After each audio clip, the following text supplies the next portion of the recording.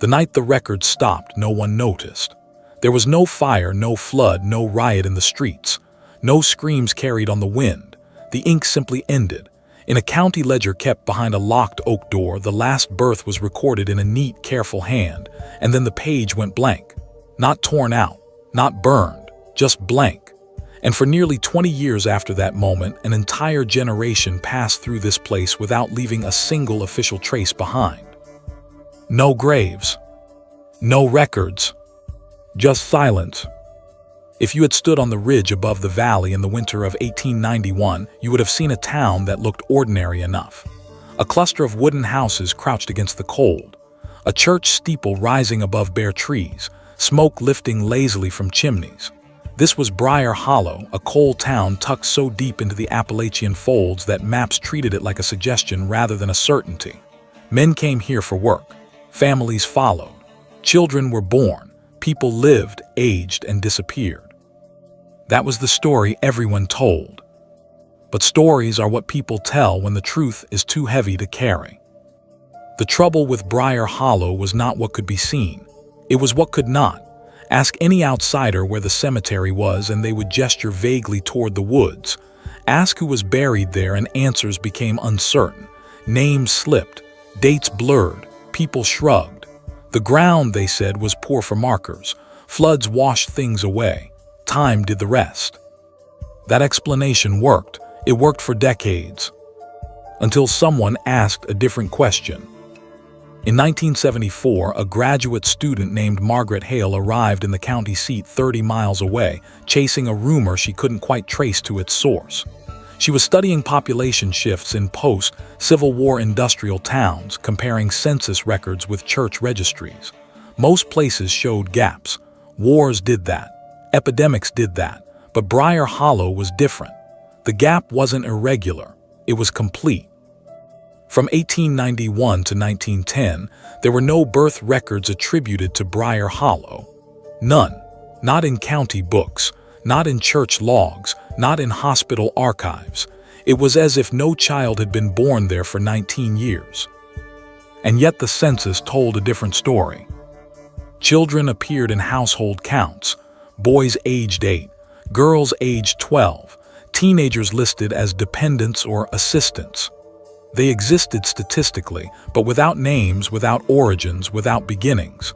They seemed to arrive in the world already half-formed, already working, already quiet. Margaret assumed clerical error at first, lost books, poor record-keeping, rural inefficiency. That was the standard explanation for everything uncomfortable in American history. But when she requested the original ledgers, the clerk hesitated. "They won't help you much," he said. When she asked why, he closed the drawer more carefully than necessary and replied, "Because what's missing can't be put back." The birth ledger from 1889 to 1912 was thinner than it should have been. Not damaged, not altered, simply sparse. Page after page left untouched. The ink before the gap was dark and confident. The ink after it resumed as if nothing had happened. Same handwriting, same penmanship, same clerk's name signed at the bottom. Margaret traced her finger along the empty pages and felt something tighten in her chest.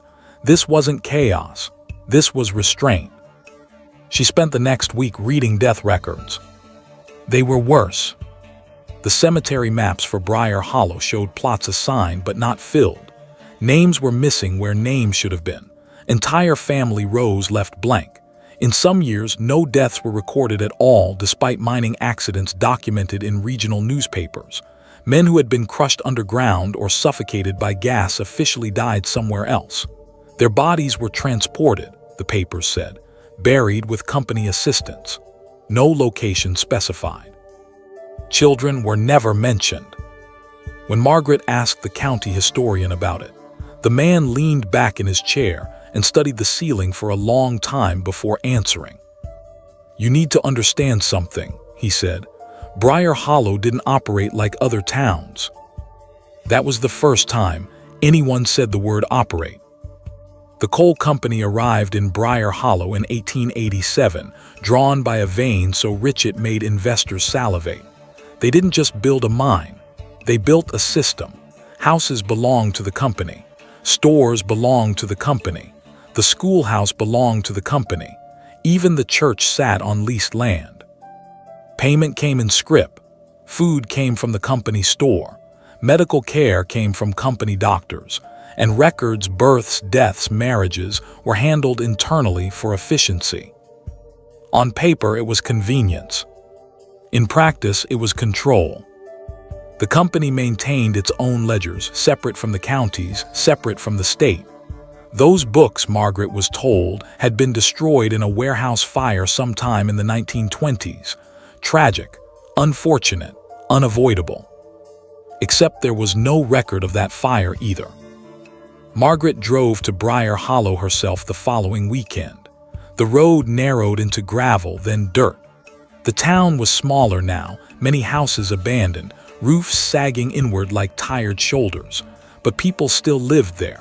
They watched her as she parked near the old company store, their expressions unreadable. She began with the oldest residents. Most refused to speak. Those who did spoke carefully, choosing words like someone navigating broken glass. They remembered children, yes, lots of children, barefoot, quiet, working early, disappearing often. Disappearing how? Margaret asked. The woman she was speaking to folded her hands and stared at them. They'd be reassigned. Reassigned. Sometimes a child would be sent up the ridge to work kitchens at a larger camp. Sometimes down the line to another mine. Sometimes they were taken at night, bundled into wagons with no explanation beyond a piece of paper stamped with a company seal. Parents didn't protest, or if they did, it wasn't remembered. Why wouldn't they fight? Margaret asked. The woman finally looked up. Because the company owned the air, you breathe when they let you. There were no school photographs from Briar Hollow before 1910. None. The frames in the old schoolhouse were empty. Class rosters listed numbers instead of names. Attendance logs were marked with symbols Margaret didn't recognize, circles, slashes, stars in red ink. When she asked about those, an old man sitting near the stove muttered, "That's inventory." That word again. Inventory. The deeper Margaret dug, the more she realized that Briar Hollow hadn't lost a generation. It had processed one. Children born in the hollow were never officially born, not in the eyes of the state. They were logged internally, tracked as dependents until they were old enough to work, then reclassified. When they were injured, moved, or died, the event was handled in-house. No certificates. No burial permits. No paper trail that led beyond the company gates. Legally, they barely existed. And if they didn't exist, they couldn't be missed. Margaret found the first real crack in the silence in the church basement. Behind a loose panel, she uncovered a box of notebooks wrapped in oilcloth. They belonged to a preacher who served Briar Hollow briefly in 1903 before vanishing from records entirely. His handwriting was frantic. "They told me not to ask about the children," one entry read. "They told me baptism was unnecessary. That names caused confusion." Another, "I saw them counted today, not by head, by weight." The last entry ended mid-sentence. Margaret closed the notebook with shaking hands. Whatever had happened in Briar Hollow was not an accident. It was not neglect. It was not the result of poor bookkeeping. It was deliberate. And someone had gone to great lengths to make sure the world never noticed the missing generation at all. If you're still listening, stay with me, because the question isn't just what happened to the children of Briar Hollow. The real question is why no one was ever supposed to ask. Margaret didn't sleep that night. The notebooks lay open on the motel bed, their pages breathing softly in the yellow glow of the lamp, as if the words themselves were alive and waiting. Every time she closed her eyes, she saw the same thing: children standing in rows, not crying, not resisting, just watching someone decide what would happen to them next. The next morning, she returned to Briar Hollow before the fog had burned off the valley. In daylight, the town looked smaller, tighter, like something trying to fold in on itself. She parked near the old mine entrance, now sealed with rusted iron grates. Someone had painted over the warning signs, but the shapes of the letters were still visible beneath the peeling whitewash. She followed a footpath into the woods. Locals had told her the cemetery was somewhere back there, though no one could give her a straight direction. That alone was strange. Cemeteries were anchors. People remembered where their dead were buried, even when they forgot everything else. After half an hour of walking, she found it. Or rather, she found where it should have been. The clearing was wide and uneven, the ground sinking in shallow depressions that repeated in loose rows. No headstones, no crosses, no names, just subtle hollows in the earth like something had been removed rather than placed there. The grass grew differently here, patchy, thinner, as if the soil itself remembered being disturbed and never fully recovered. Margaret knelt and pressed her palm into one of the indentations. The earth was packed hard beneath the surface. No graves. That didn't mean no bodies. It meant something else entirely. Back at the county seat, she requested transportation records. If children were being reassigned, they had to go somewhere. Rail manifests, wagon permits, shipping logs, anything. The clerk stared at her request, then slowly shook his head. Company shipments were classified, he said. Even after the company dissolved, those records were sealed. Some still are. Sealed by who? The clerk hesitated. By people who didn't want old questions opening new problems. Margaret learned quickly that Briar Hollow was not an isolated case. It was just unusually efficient.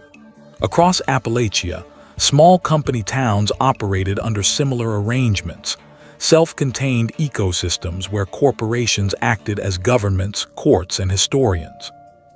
But Briar Hollow took it further. She found an 1898 legal filing in a neighboring county, a wrongful death suit brought by a woman whose son had gone missing after being transferred for labor. The case was dismissed in under a week.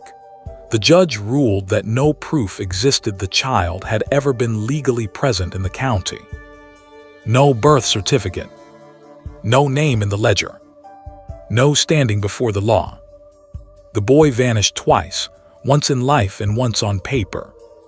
Margaret started to see the pattern.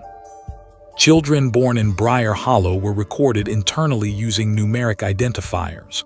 Those identifiers followed them through work assignments, medical notes, and transfers. When a child died, whether from injury, illness, or exhaustion, the identifier was closed, not marked as deceased, closed, like an account. The preacher's notebooks mentioned a room beneath the company store, a place where counts were corrected. Margaret returned to the store. The floorboards were warped, some newer than others. She found the panel easily once she knew to look for it. Underneath was a narrow staircase leading down into darkness that smelled of damp paper and iron. Her flashlight beam caught shelves. Ledgers, dozens of them. They weren't neatly arranged. They were stacked by size, bound in different materials, some leather, some cloth, some nothing but twine. Margaret pulled one free at random and opened it. Numbers, columns, dates. And names, only not the kind she expected. Some entries listed physical descriptions instead of identities: height, weight, eye color, dental condition, compliance rating, output capacity. There were notations beside some entries: transferred, corrected, resolved. And beside far too many, closed, minor. Margaret's hands trembled as she flipped pages. This wasn't a list of workers. It was a catalog of children. She realized then why there were no graves, why there were no records, why the cemetery was empty. Dead children were liabilities. Liabilities were erased. The company didn't bury them, it removed them. Burn pits were mentioned in one ledger, euphemistically referred to as disposal adjustments. Another referenced river transport post-closure. No locations, no witnesses, no permanence. Margaret staggered back up the stairs, gasping as if she'd surfaced from deep water. She replaced the panel exactly as she'd found it. When she turned around, someone was standing in the doorway. An older man, late 70s, maybe older. His eyes were sharp. "You weren't supposed to find that," he said calmly. Margaret opened her mouth, but no sound came out. "My mother was number 441, the man continued. "She worked kitchens until she was 12. Then they moved her. She never saw her brothers again." He stepped aside, letting her pass. "They told us we were lucky," he said. "Lucky to be fed, lucky to be used, lucky not to be corrected." Margaret drove away from Briar Hollow that afternoon with copies of what she could photograph, her heart pounding so hard it felt like it might break her ribs. She knew, even then, that publishing this would not be easy, maybe not possible. Because systems like this don't disappear. They adapt. And the silence around Briar Hollow wasn't just about the past. It was about protecting something that had learned, long ago, how to vanish people without leaving a trace. Margaret didn't go home after leaving Briar Hollow. She drove until the mountains flattened into long, empty roads, then pulled into a rest stop and sat in her car with the engine off, hands locked around the steering wheel. She had the distinct, irrational feeling that if she stopped moving completely, something would catch up to her. She checked her rearview mirror more than once. When she finally slept, it was brief and dreamless, the kind of sleep that felt like fainting. She woke with a single thought pressing against her skull: proof. What she had was horrifying, but horror alone didn't survive peer review. It needed corroboration, paper that didn't come from Briar Hollow, witnesses who had escaped the valley and lived long enough to speak. She started with rail lines. The Appalachian coal corridor fed directly into northern steel cities at the turn of the century. If children were being transferred down the line, someone, somewhere, would have noticed an unusual number of young workers arriving without names. In Pittsburgh, she found it. An intake ledger from a steel mill dated 1902 to 1908. Most entries were standard, men in their 20s, immigrants, migrants. But scattered among them were anomalies. Workers listed as youth, ages estimated, surnames missing. Place of origin marked only with a single letter. BH. Briar Hollow. Margaret felt her stomach drop. These children weren't just disappearing. They were being funneled into industrial labor networks that treated them as interchangeable parts. By the time federal child labor laws were introduced, many of them were already dead, or so damaged that survival barely counted as living. She tracked one identifier across 3 states: a boy transferred at age 11, injured at 14, resolved at 16. No death certificate. No hospital record. No burial. Just a quiet end inside a machine. Margaret contacted a retired archivist who had worked with labor unions in the 1960s. When she mentioned Briar Hollow, there was a long pause on the line. "You shouldn't be calling about that," the man finally said. "Why?" "Because we tried once," he replied, "and the boxes came back empty." He explained that during a wave of labor reform investigations, several company towns were flagged for irregular record-keeping. Briar Hollow was one of them. When federal inspectors requested documents, the company complied technically. They delivered ledgers, but the ledgers had been cleaned. Children's entries were missing, pages removed with surgical precision, entire years replaced with duplicates. "And the inspectors?" Margaret asked. "They wrote reports," the archivist said, "and then they were reassigned." Reassigned. That word followed her everywhere now. Margaret began to notice how often it appeared in institutional language, not just in labor records but in hospitals, orphanages, reform schools, places where people went in and did not always come out the same. She found a sanitarium intake log from 1911 listing several former Briar Hollow residents admitted for exhaustion, melancholia, and industrial shock. Ages ranged from 19 to 25. All showed signs of long-term physical stress inconsistent with their years. One patient note read, "Subject exhibits fear response to bells and whistles, refuses to speak name, states names get taken." Margaret closed the folder and sat back, her hands cold. The generation that vanished hadn't vanished all at once. They had been drained out of existence slowly, redistributed, consumed by systems that required bodies but not identities. And the silence that followed wasn't accidental. It was maintenance. When Margaret submitted a preliminary paper outlining her findings, the response was swift and polite and devastating. Reviewers praised her writing, commended her passion, then suggested the topic was too speculative, insufficiently verifiable, and likely to cause unnecessary distress. One comment stood out. "Absence of evidence is not evidence of absence," it read, "but absence alone cannot constitute proof." Margaret stared at that sentence for a long time. Absence was the whole point. She appealed, she resubmitted. She included photographs, cross-referenced ledgers, oral histories. Each time the answer came back softer, more concerned, more dismissive. Finally, a senior advisor called her into his office. "You need to understand," he said gently, "that what you're describing implies coordinated, multi-state erasure. That kind of claim doesn't just challenge history, it challenges institutions that still exist." "So we ignore it?" Margaret asked.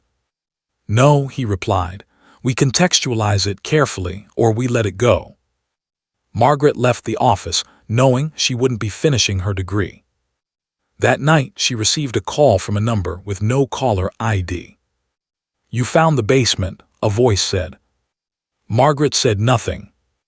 "They were never supposed to leave the hollow," the voice continued. "Moving them was a mistake. That's what caused the records to fray." "Who was this?" she asked. A pause. "Someone who learned what happens when names start to matter again." The line went dead. Margaret moved apartments within a week. She stored copies of her research in multiple locations.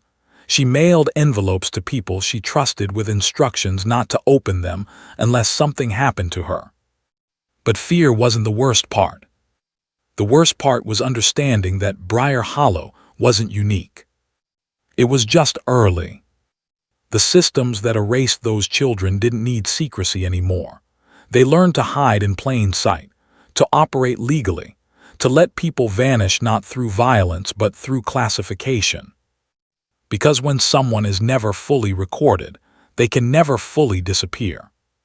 They can only be forgotten. And forgetting, Margaret realized, was the most efficient mechanism ever created. If you're still listening, remember this. Somewhere beneath the documents you trust, beneath the numbers you accept, there are gaps that aren't accidents. They are graves that were never allowed to be dug. Margaret stopped trying to convince institutions and started trying to understand intent. If Briar Hollow was erased, the question wasn't just how, but why the erasure had been allowed to stand for more than a century without correction. Records didn't vanish by neglect alone. Someone had to benefit from the silence. She followed the money. The Briar Hollow Mining Company no longer existed, at least not on paper, but its assets had been absorbed, renamed, folded into newer corporations like layers of sediment. Each merger washed the original name further away, but the capital endured. Rail contracts, steel investments, insurance holdings, endowments. One of those endowments funded a university library. Margaret requested access to a restricted collection under the guise of researching industrial philanthropy. What she found instead was a sealed archive labeled Operational Correspondence, 1896-1912. The first letter chilled her. Children present fewer complications when properly undocumented. They move cleanly. They expire quietly. It wasn't signed.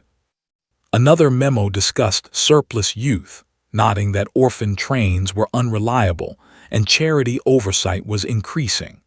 Briar Hollow was described as an internally regulated source. Margaret's hands shook as she turned the pages. There was no single villain, no shadowy mastermind, just committees, clerks, accountants, doctors, each doing a small, reasonable thing inside their role, each contributing to a system that consumed an entire generation without ever having to acknowledge them as human beings. One document referenced an internal concern. Loss of traceability may become problematic if descendants inquire. The response was handwritten in red pencil. Descendants require ancestors. These do not qualify. Margaret copied everything.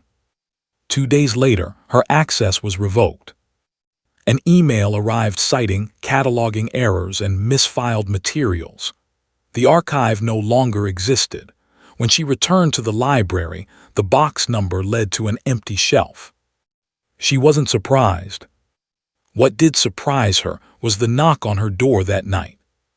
The woman on the other side was older, maybe in her 70s, with sharp eyes and hands that never stopped moving.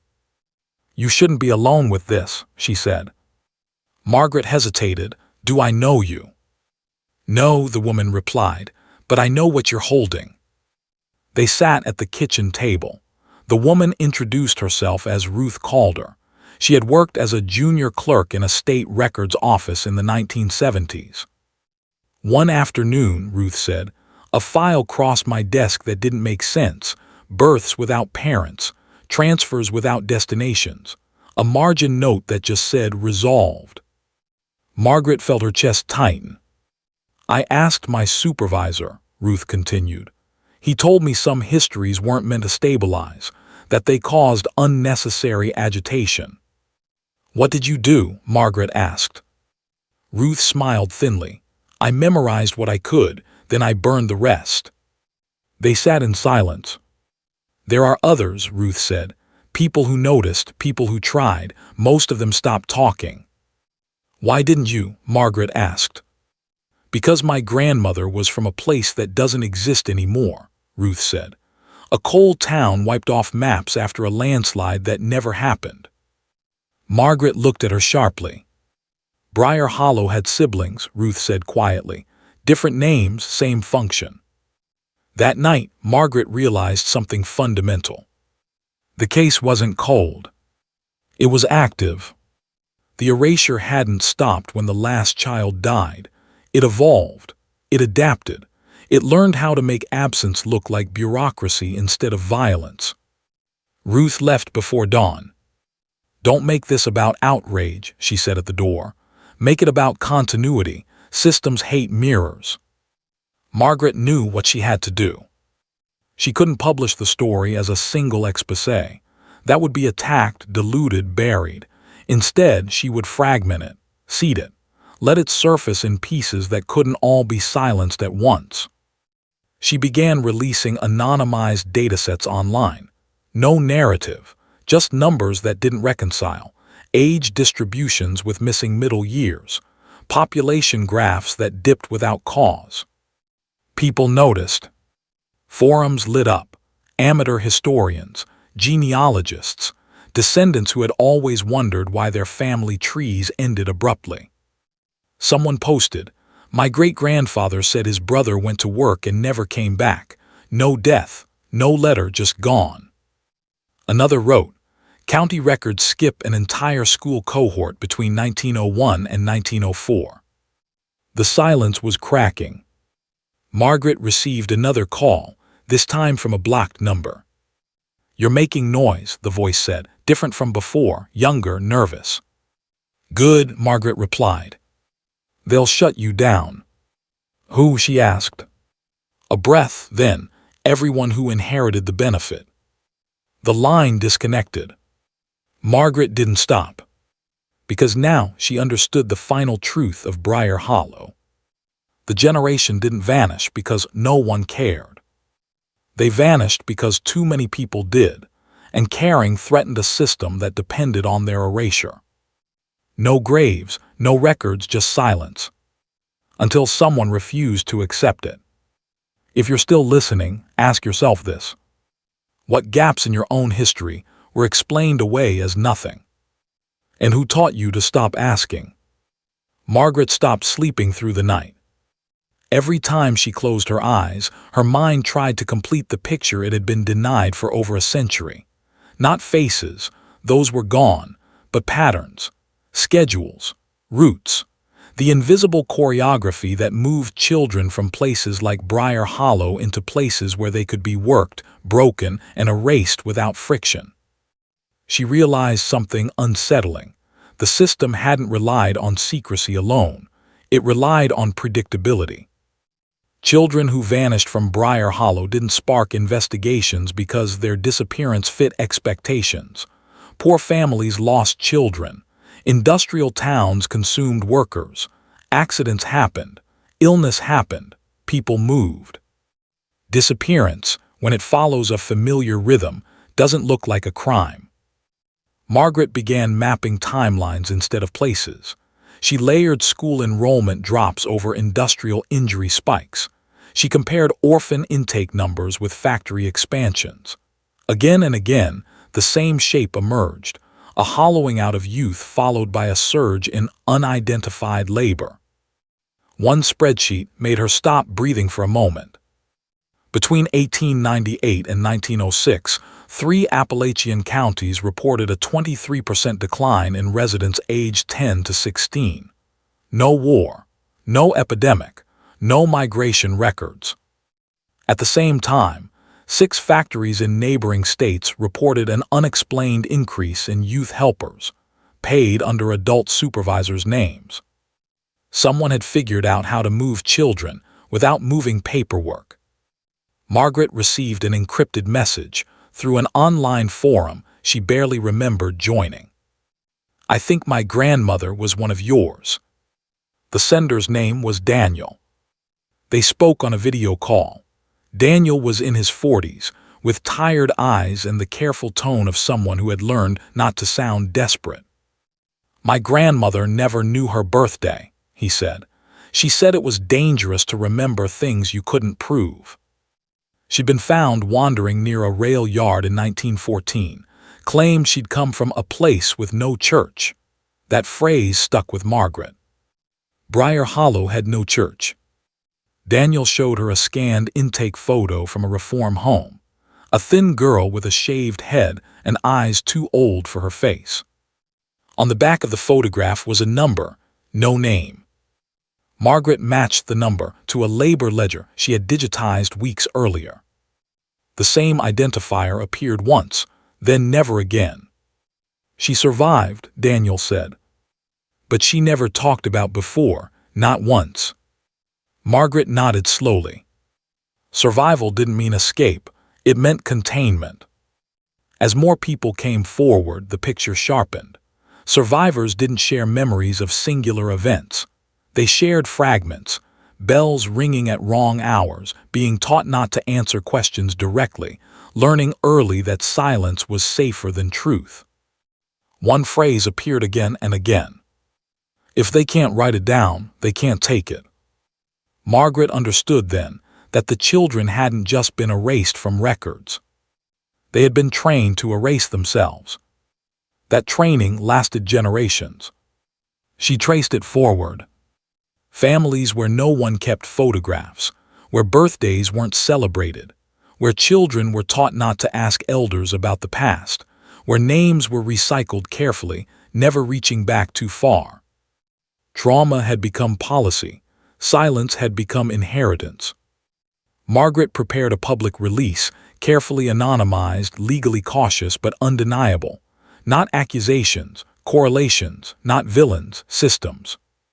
The response was immediate. Articles appeared dismissing the findings as data misinterpretation. Commentators called it historical pareidolia, seeing patterns where none existed. Then the pushback escalated. Her website was flagged repeatedly. Payment processors dropped her. A former colleague warned her quietly that grant boards were circulating her name with the word unstable attached. It was happening again. Margaret wasn't being silenced with force. She was being softened. She remembered Ruth's words, "Make it about continuity." So Margaret shifted tactics. She partnered with genealogists, not journalists, with archivists outside academia, with descendants who didn't need permission to remember. Instead of telling the story, she gave people tools to find themselves inside it. And they did. One man found that his great-uncle had vanished at 13, only to reappear in a factory accident report under a different surname. A woman discovered that her family Bible skipped an entire generation, names scratched out so hard the paper tore. A retired teacher noticed that her hometown school yearbooks were missing 3 consecutive classes from the early 1900s. These weren't coincidences. They were scars. Margaret began receiving messages from people who weren't curious, but afraid. "I think someone watching the forum. I was told to stop asking questions. My county clerk said these records were above my clearance." The language was familiar. Above your clearance. Margaret saved everything. One night she returned home to find her door unlocked. Nothing was stolen, but a single folder had been placed on her desk. Inside were photocopies of documents she recognized, and a note written in block letters. "This is not a grave. It is a foundation." Margaret sat down slowly. The message wasn't a threat. It was a confession. And it confirmed the final, horrifying truth she had been circling since Briar Hollow. The disappearance of that generation wasn't a failure of the system. It was a test run. And if you're still listening, understand this. When history goes quiet all at once, it's not because nothing happened. It's because what happened worked. Margaret didn't report the break-in. Not because she wasn't afraid, but because she understood what reporting would do. It would turn a pattern into a disturbance, a question into a complaint. It would give the silence a reason to harden. Instead, she photographed the folder, scanned every page, and uploaded copies to 3 separate encrypted servers she didn't control. If this story survived, it wouldn't be because she protected it. It would be because she couldn't stop it from spreading. The documents in the folder were older than anything she'd uncovered so far. Mid-1870s. Administrative language. Dry, precise, cruel in its efficiency. They weren't about children. They were about surplus population stabilization. Margaret read the phrase again and again. Stabilization. The files outlined a post-war crisis few textbooks lingered on. After the Civil War, entire regions were flooded with displaced families, orphaned children, and labor instability. Factories needed workers, but cities feared unrest. Relief institutions were overwhelmed. Census numbers were politically dangerous. The solution wasn't removal. It was redistribution without acknowledgement. Children classified as unaffiliated dependents could be reassigned through private labor contracts, religious intermediaries, or transport programs that existed just outside federal oversight. No names, just numbers. No graves, just ledgers. One memo, marked confidential, chilled her more than the rest. Success depends on continuity of absence. Once a cohort is removed, documentation must not attempt reconciliation. Inquiry creates visibility. Visibility creates liability. The system hadn't hidden its intent. It had hidden its confidence. Margaret cross-referenced dates. Briar Hollow wasn't an anomaly. It was a prototype. Dozens of small towns, coal valleys, mill corridors, agricultural fringes, showed the same demographic collapse, always youth, always followed by growth somewhere else. The map wasn't random. It was logistical. Rail lines, river routes, supply chains. Children moved the way materials did. Quietly, efficiently, replaceably. Margaret's inbox flooded. Not with praise. With fear. One message stood out. My father told me never to ask where his brother went, said the past had teeth. Margaret asked permission to call. The man was in his 70s. His voice trembled not with age, but with relief. My uncle disappeared in 1922, he said.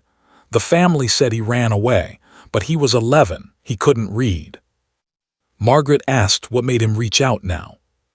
He hesitated. Because my father used to wake up screaming numbers, not names, numbers. Margaret closed her eyes. The identifiers, the training, the erasure. She began to see the true scope. This wasn't about one generation. It was about preventing lineage. Children taken young enough to forget names, old enough to work, trained not to remember origins, integrated into systems where replacement was easier than recognition. A population cut off at the root. A generation that didn't vanish. It dissolved. Margaret published the documents anonymously through a consortium of independent historians and data archivists. No commentary, no accusations, just source material. The silence afterward was worse than outrage. Then the counter-narrative arrived. Think pieces reframing the files as misinterpreted welfare reforms. Academic blogs questioning Margaret's methodology without nomming her. Social media accounts claiming the documents were fabrications seeded by anti-institutional paranoia. Someone was managing the response. Carefully. But something unexpected happened. The survivors, those who had lived half-lives shaped by missing origins, didn't argue. They recognized. Recognition doesn't require proof. It requires resonance. People began uploading family artifacts, torn photographs, journals with pages ripped out, certificates stamped invalid. One woman posted a recording of her grandmother, humming a tune she claimed came from Before the Long Train. Margaret played it on loop. The melody appeared again in 3 other recordings, different families, different states. Same tune. Memory survives in strange places. As the archive grew, so did the pressure. Margaret received a call from an unlisted number. A man's voice, calm, educated. "You're mistaking infrastructure for intent," he said. "These systems saved lives." Margaret asked him which lives. A pause. The ones that remained. The call ended. Margaret understood then that the story wasn't just historical. It was instructional. The mechanisms used to erase Briar Hollow's children hadn't disappeared. They had evolved. Names replaced by metrics. Faces by categories. Absence explained as attrition. She opened a new document and typed a single sentence. "Show me where the children went, and I'll show you what the system values." If you're still listening, hold on to this. Mass disappearance doesn't begin with violence. It begins with language. And once people learn how to vanish others without killing them, they never forget how. Margaret stopped thinking in terms of past and present. The archive had grown too large for that. Patterns that began in the 1870s reappeared in the 1930s, then again in the 1950s, then again thinly disguised in the late 1980s. The language changed, the mechanisms modernized, but the outcome remained eerily consistent. Whole cohorts thinned. Not erased violently, not publicly, just absorbed. Margaret noticed something chilling when she overlaid the data with economic downturns. Every major disappearance wave followed instability. Panic created permission. During the Great Depression, relocation programs removed thousands of children from families deemed unfit. Officially, they were rescued. Unofficially, they vanished into labor, domestic service, and institutions that produced no paper trail beyond intake numbers. In the post-war boom, orphan trains became adoption networks, records sealed for privacy, names changed for integration. Privacy, integration, stability. The same words, different century. Margaret received a message from a former county registrar who had worked in the 1970s. I was told some records weren't supposed to reconcile, ever. He explained how mismatched birth and school records were quietly closed as clerical errors, how missing persons cases involving children from state care were downgraded automatically after 12 months. They taught us absence was normal, he said, that kids fall through cracks. Cracks don't form patterns. Margaret followed the money. She traced funding flows from philanthropic foundations into youth transition initiatives, programs designed to optimize outcomes for high-risk minors. The metrics focused on placement, not reunion. Outcomes, not origins. Once a child was placed, the system stopped asking questions. Margaret realized the brilliance of it. If you redefine success as removal, then disappearance becomes achievement. One night she dreamed of Briar Hollow again, but this time it wasn't empty. It was layered. Children from different eras stood in the same streets, different clothes, same expressions, confusion, compliance, silence. When she woke, she wrote down a phrase she hadn't consciously thought before. Continuity of absence. That wasn't just a bureaucratic instruction. It was a philosophy. She began drafting what she knew would be her most dangerous release. Not names, not accusations. A model. A framework showing how societies could, and did, lose entire generations without ever acknowledging loss. Step 1. Redefine vulnerability as risk. Step 2. Convert care into control. Step 3. Seal records in the name of protection. Step 4. Normalize silence. She titled the document simply, How People Disappear Without Anyone Noticing. Before she could publish it, her access was cut. All at once. Email locked, servers unreachable, her archive mirror deleted by a routine compliance action. Someone had anticipated redundancy. But not community. Margaret hadn't just shared data. She had taught others how to see. Within hours, fragments of her work appeared across the internet. Screenshots, summaries, threads written by strangers who understood the pattern now and couldn't unsee it. The story no longer belonged to her. And that made it unstoppable. A journalist reached out anonymously. I've been covering missing persons for 20 years, the message read. We never look for patterns across decades. We're trained not to. Margaret replied with one sentence.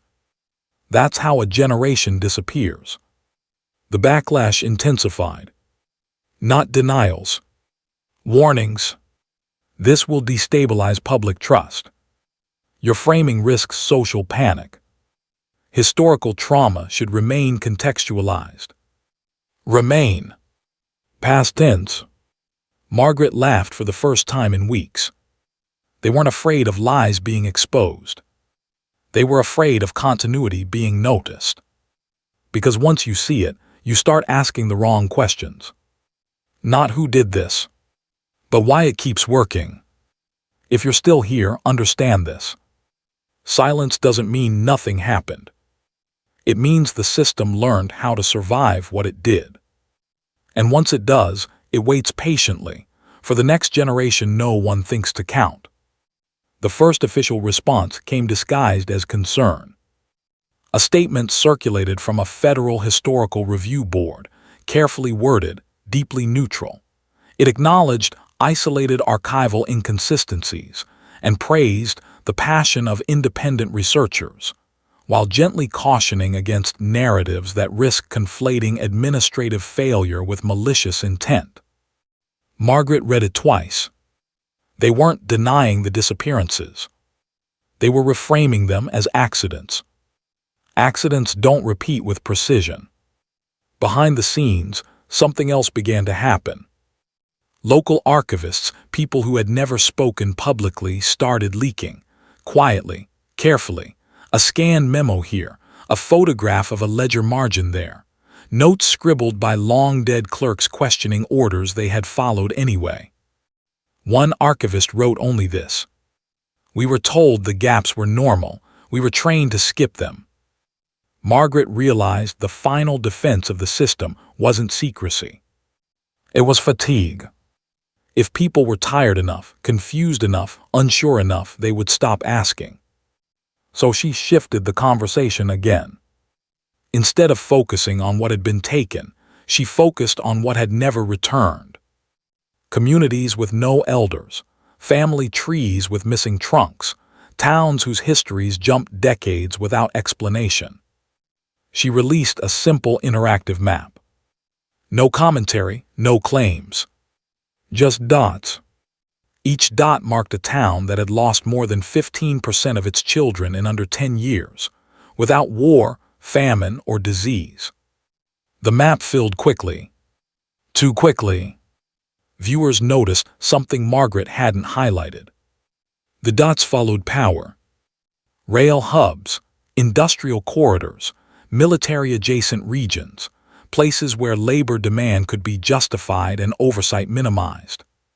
Someone commented beneath the map, "This looks less like tragedy and more like supply." Margaret didn't respond. She didn't have to. The conversation had crossed a threshold. People began asking questions that couldn't be absorbed by public relations. Why were adoption records sealed for a century? Why were institutions allowed to destroy intake logs? Why were certain census anomalies never corrected? Why was forgetting always framed as kindness? Then came the push to personalize the story. Officials wanted names, faces, villains. Margaret resisted. This wasn't about monsters. It was about architecture.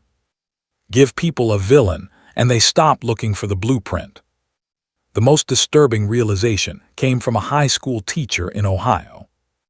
She emailed Margaret after assigning students a local history project. "Half my class couldn't trace their family past 3 generations," she wrote. "Not because of immigration, because records just end."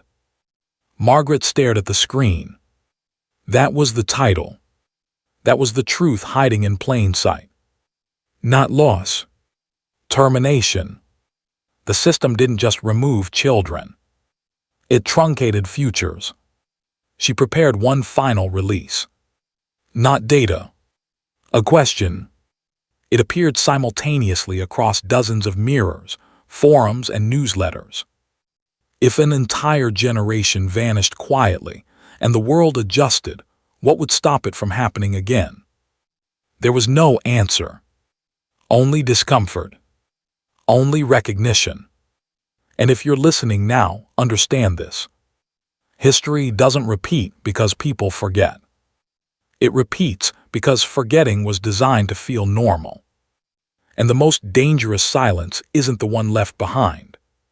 It's the one still being prepared. The backlash slowed. That was how Margaret knew something had changed.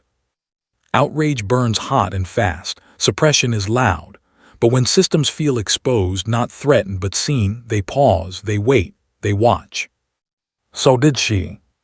For the first time since Briar Hollow, there was no new statement, no rebuttal, no warning.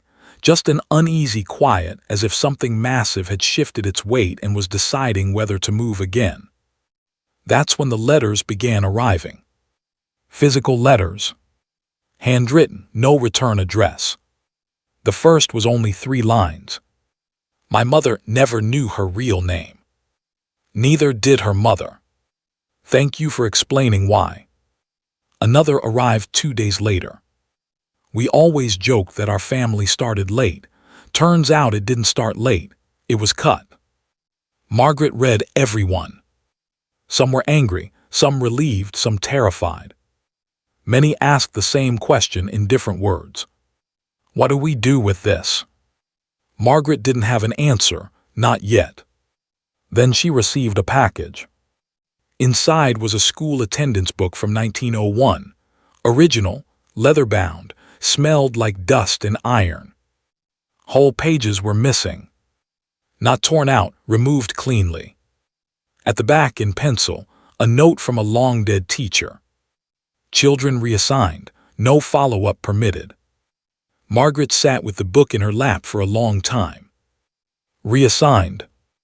The word carried no emotion, no cruelty, no finality. Just motion. She realized then that the greatest trick wasn't erasure. It was mobility.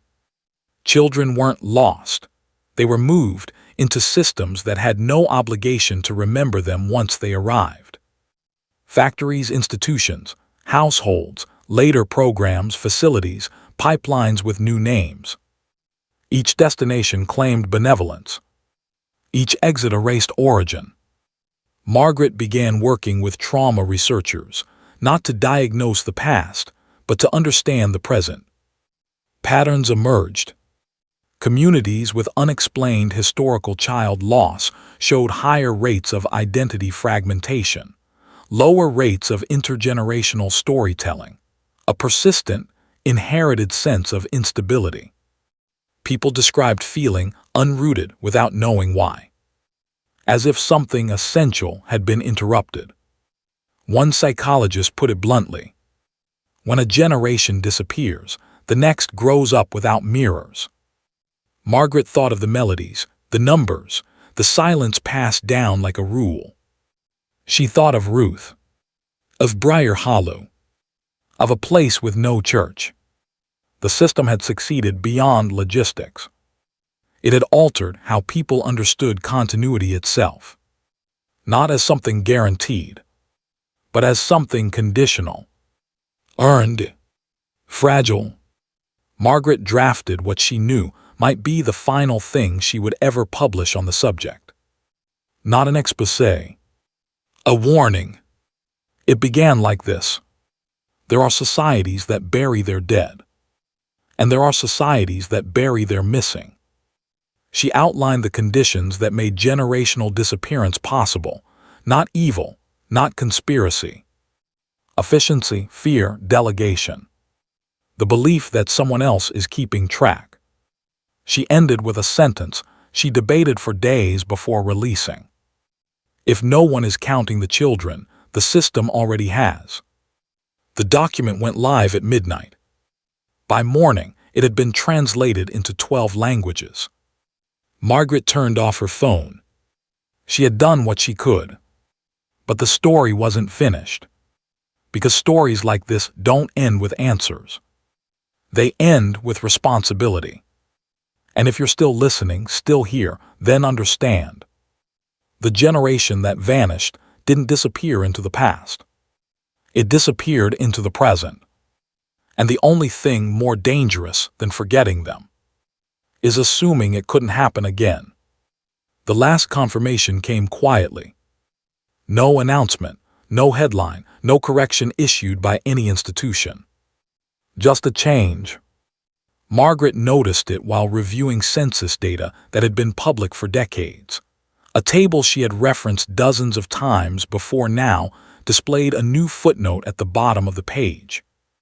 Historical data prior to 1910 may contain inconsistencies due to incomplete regional reporting. That sentence had not been there before. No apology. No explanation. Just permission to doubt the past. Margaret understood immediately what it meant. The system would not deny what she uncovered. It would dissolve it. Truth doesn't have to be disproven to be neutralized. It only has to be framed as uncertain. She closed the document and leaned back in her chair. Outside, the city moved as it always had. Cars, voices, lights in windows, life continuing without pause. That was the hardest part to accept. Nothing had stopped. The vanished generation didn't haunt streets or collapse governments. Their absence had simply been absorbed, distributed across time until it felt normal.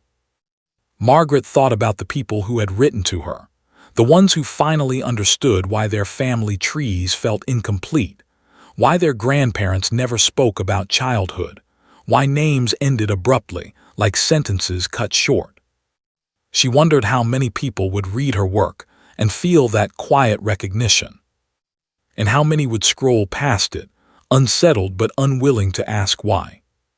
Before shutting down her computer for the last time, Margaret recorded a short message, not for publication, not for an archive, for anyone who might one day find it. Her voice was steady. If you're listening to this, it means you noticed something that didn't add up. That's how this always begins, with discomfort, with a silence that feels intentional. She paused. Don't look for mass graves, don't look for secret lists. That's not how it works. She inhaled slowly. Look for gaps. Look for children who became adults without pasts. Look for records that end without explanation. Look for places that remember nothing but insist they are complete. Her voice softened. And if you ever feel the urge to say, surely someone would have noticed, remember this. Someone did. The recording ended. Margaret erased the local copy. Weeks later, her website went offline. No takedown notice, no explanation. The domain simply expired. People assumed she had moved on. Some said she exaggerated. Others said the story was too disturbing to be true. But in quiet moments, in libraries, in basements, in the hands of people tracing names that vanished without death, her work lived on. Because once you realize an entire generation can disappear without violence, you start to understand how silence itself can be a weapon. And if you're still here, still listening, still thinking about the spaces between records and the children who never grew old, then the story didn't end with Margaret. It continued with you. Because there are no graves, no records, just silence.